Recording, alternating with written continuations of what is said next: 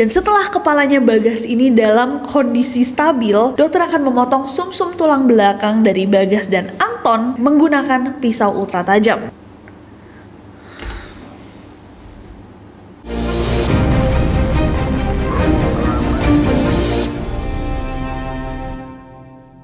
Hey guys, it's Nasi and welcome back to Historytelling. Kalau kalian belum subscribe ke channel ini, jangan lupa klik tombol subscribe di bawah, terutama untuk kalian yang suka sejarah.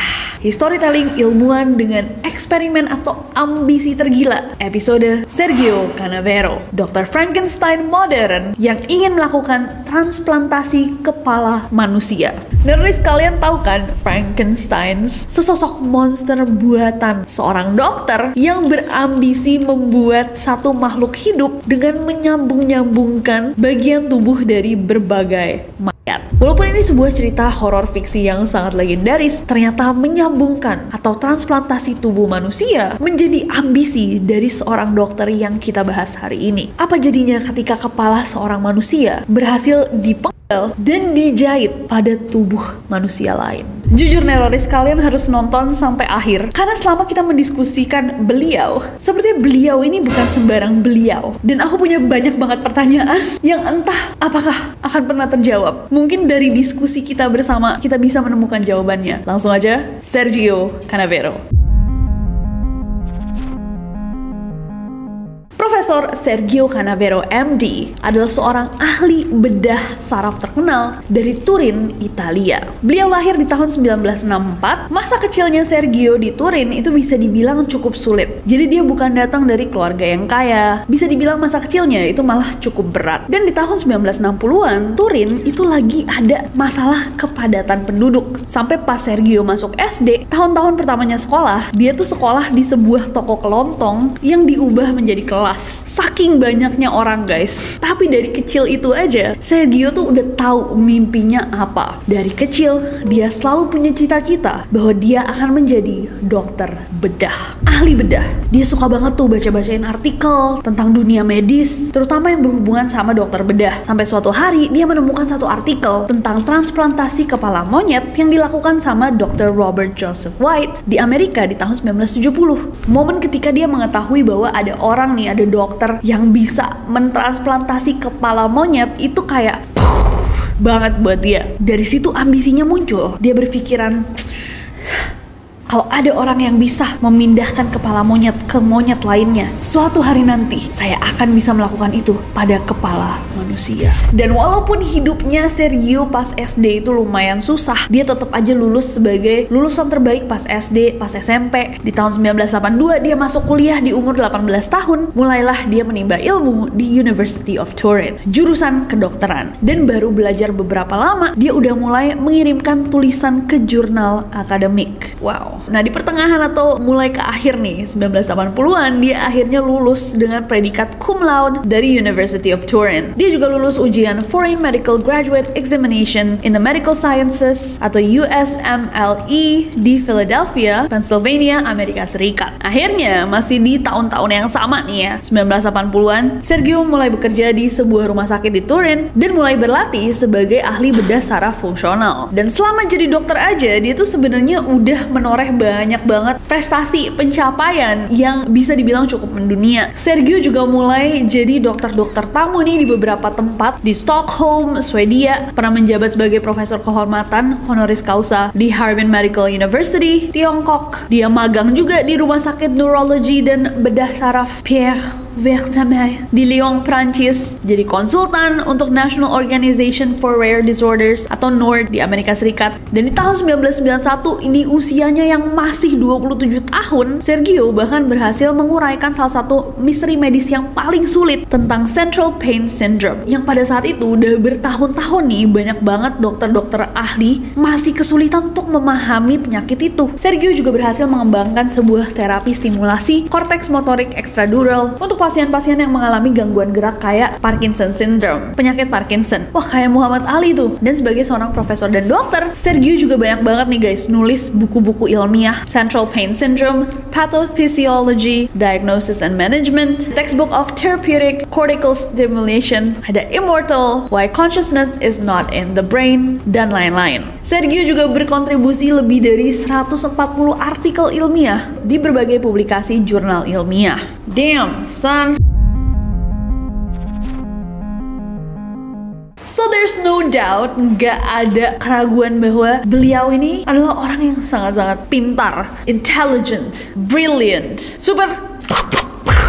Tapi kalian inget kan mimpinya Sergio sejak dia masih kecil, bahwa dia ingin banget melakukan transplantasi kepala. Akhirnya di tahun 2013 Sergio tuh mulai bekerja menjadi ahli bedah saraf di University Hospital of Turin, sekaligus menjabat sebagai Direktur Turin Advanced Neuromodulation Group, organisasi yang berfokus pada penelitian teknologi neuromodulasi, yaitu teknik untuk memodifikasi sistem saraf dengan bantuan stimulasi tertentu atau menghambat sistem saraf dengan perangkat listrik atau kimia. Akhirnya di Juli tahun 2013 Sergio tuh di bawah naungan organisasinya mengumumkan untuk pertama kalinya sebuah proposal proyek bernama Heaven atau Gemini. Heaven itu adalah singkatan dari Head Anastomosis Venture, dan ya seperti mimpinya, proyeknya Heaven adalah untuk bisa memindahkan kepala manusia secara keseluruhan dari satu tubuh ke tubuh lain yang masih sehat. Sedangkan Gemini sendiri adalah protokol spesifik yang berfokus pada pemotongan dan penyambungan kembali tulang sumsum belakang saat transplantasi kepala dilakukan. Sergio juga udah map out mimpinya dengan sangat detail guys, dan dia benar-benar berambisi bisa memindahkan kepala manusia dari satu tubuh ke tubuh lainnya. Dia bahkan mengatakan bahwa ya prosedur ini akan melibatkan 100 orang ahli bedah, operasi selama 36 jam, dan akan menelan biaya sekitar 8,5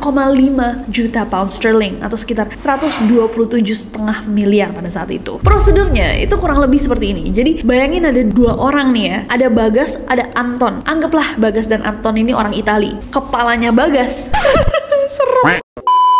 Kepala Bagas akan didinginkan antara 12 derajat Celcius sampai 15 derajat Celcius selama kurang lebih 45 menit untuk mencegah kerusakan otak selagi darahnya dikuras. Dan setelah kepalanya Bagas ini dalam kondisi stabil, dokter akan memotong sumsum tulang belakang dari Bagas dan Anton menggunakan pisau ultra tajam. Setelahnya, dokter akan menggabungkan kepalanya Bagas yang tadi ke tubuhnya Anton dengan molekul khusus seperti polyethylene glycol, PEG, atau kitosan. Semuanya ini harus dilakukan dengan sangat hati-hati dan sangat-sangat rapih, karena kalau salah sedikit aja, pasien itu bisa mengalami kelumpuhan. Operasi ini juga harus dilakukan dalam kurun waktu 1 jam, karena kalau lebih dari itu akan menyebabkan kerusakan otak permanen.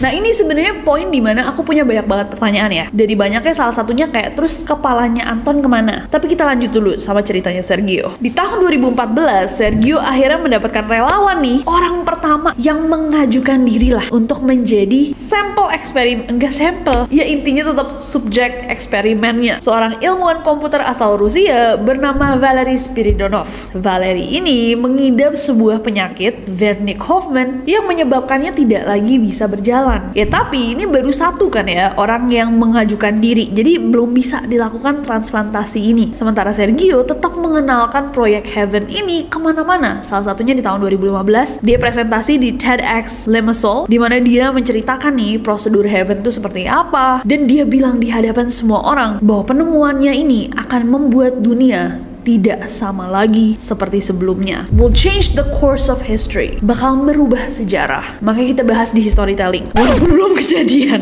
If this were the true story, I wouldn't be here.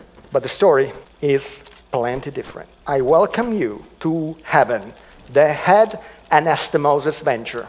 And the world will never be the same again.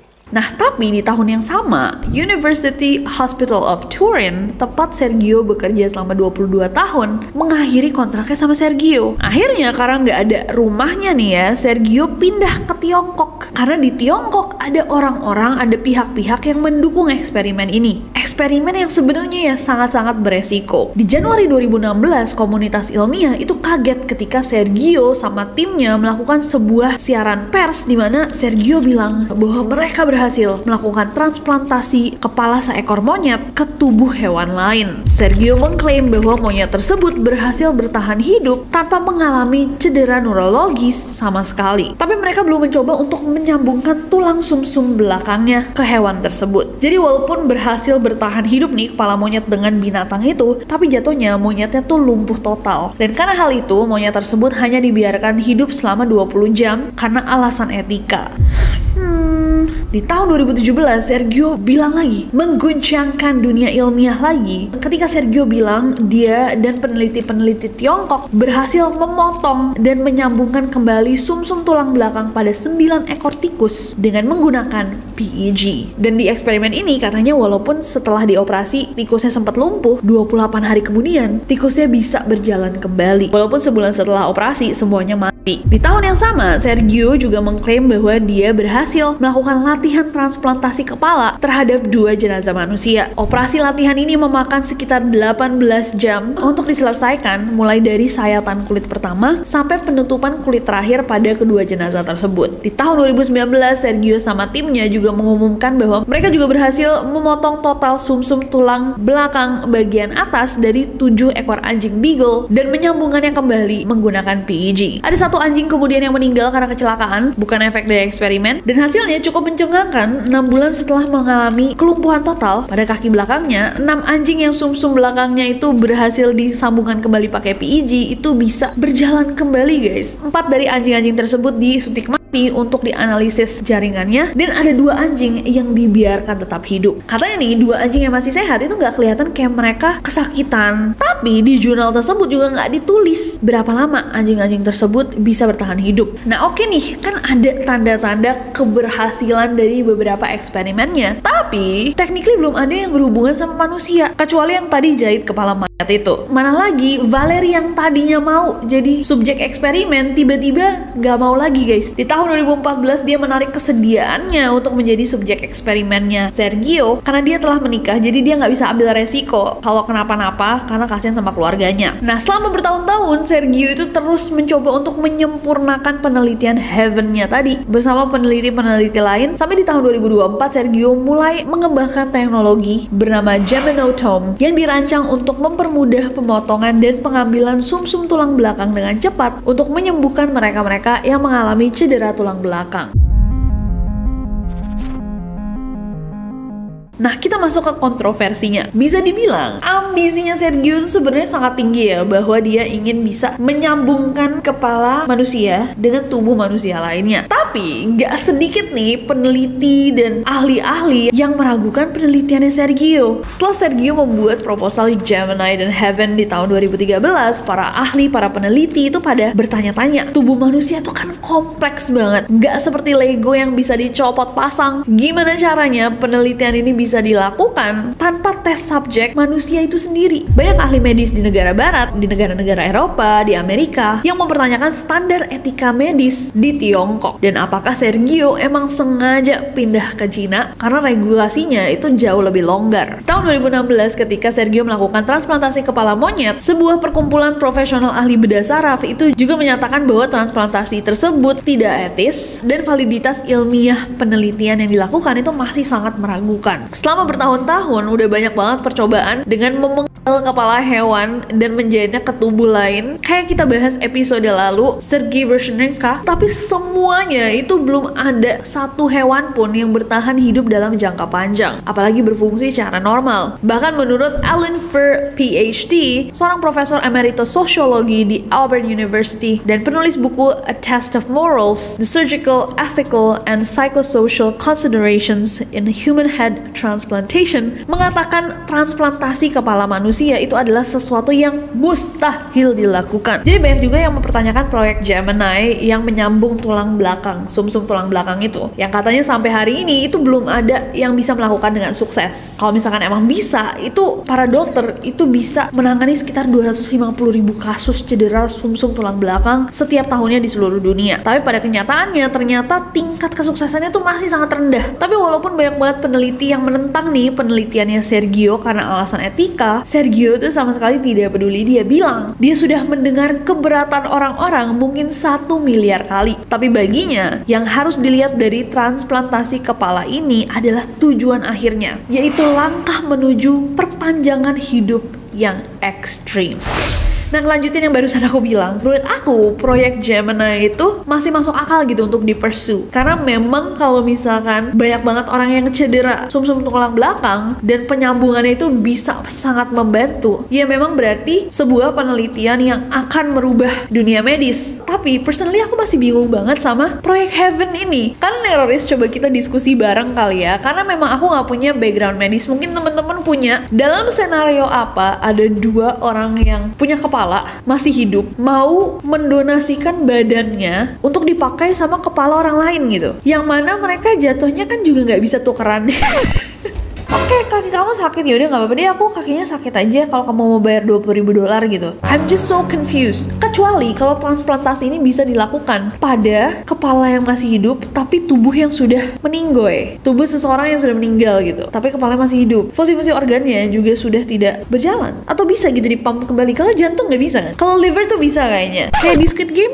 Referensi aku jelek banget ya kata. Di Squid Game kan ada yang udah meninggal terus dilepas. Atau orang-orang yang mendonasikan beberapa organnya setelah meninggal untuk sains gitu kan, berarti organnya bisa dihidupkan kembali. Tapi kalau jantung dipompa kembali apakah bisa? Maksudnya jantung yang udah satu badan nih meninggal, terus para orang yang mungkin lagi sekarat atau badannya tidak berfungsi, mengalami kelumpuhan tubuh, kepalanya dipindah ke badan jenazah tersebut, apakah does that work? Karena kalau misalkan kita ngomongin tentang the potential, potensi skenario apa di mana 2 manusia yang masih hidup, satu kepalanya bisa pindah ke yang satu, aku cuma bisa mikirin skenario terburuk, bahwa yang satu adalah orang yang super duper kaya yang mencari tubuh yang bisa menggantikan tubuhnya yang udah entah tua, sakit, lumpuh, cedera. Tapi apa harganya untuk orang yang tubuhnya akan digunakan?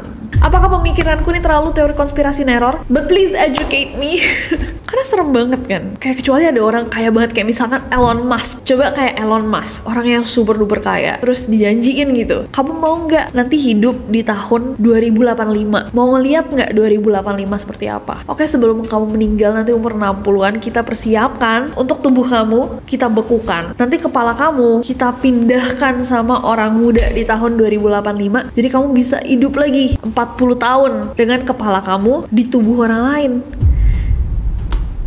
Siapa tubuhnya ya? Ntar kita cariin. Serem banget. Coba menurut kalian gimana guys? Komen di bawah. In what scenario would it be a good idea gitu? Di skenario apa hal ini bisa bekerja? Bisa sih orang-orang yang mau dieksekusi gitu ya. Kayak daripada lo tambah nggak guna, mending badan lo kita pakai. Tapi ada nggak orang yang kepalanya mau ditempelin di badannya mantan mafia atau teroris?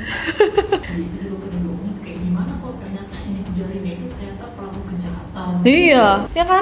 Please let me know kalau misalkan kalian sama bingungnya sama aku, komen di bawah. Tapi mimpi tinggi tuh harus ada. Cuma jangan ketinggian mungkin ya.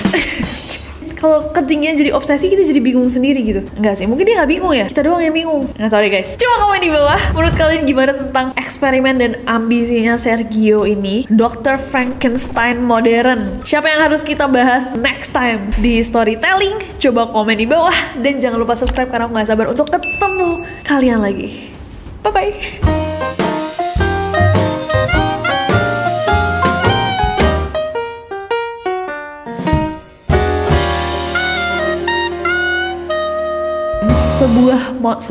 Sesosok dong, seorang monster semua orang. Ketika Sergio melakukan transplantasi kepala monyet, kepala Anton kemana?